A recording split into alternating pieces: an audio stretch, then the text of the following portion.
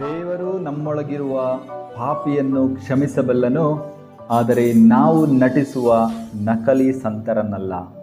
ಪ್ರಿಯರೇ, ಇಂದಿನ ಶುಭ ಸಂದೇಶದಲ್ಲಿ ಪ್ರಭು ಯೇಸು ಕ್ರಿಸ್ತರು ಒಂದು ಅದ್ಭುತವಾದ ಸಾಮತಿಯನ್ನು ಹೇಳುತ್ತಾರೆ.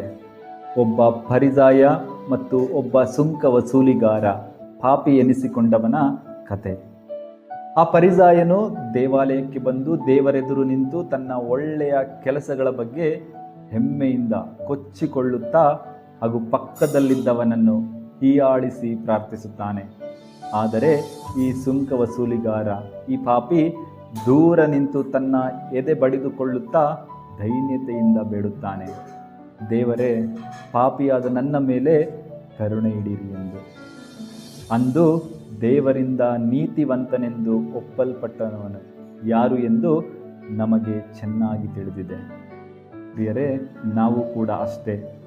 ಇತರರ ಪಾಪಗಳನ್ನು ಎಣಿಸುತ್ತಾ ನಮ್ಮ ತಪ್ಪುಗಳನ್ನು ಮುಚ್ಚಿಕೊಂಡಾಗ ಹಾಗೂ ನಮ್ಮನ್ನು ನಾವು ಕೊಚ್ಚಿಕೊಂಡು ನಮ್ಮ ಕುರಿತು ಹೆಚ್ಚಾಗಿ ಮಾತನಾಡಿದಾಗ ನಾವು ಫರಿಸಾಯರಂತೆ ವರ್ತಿಸುತ್ತೇವೆ.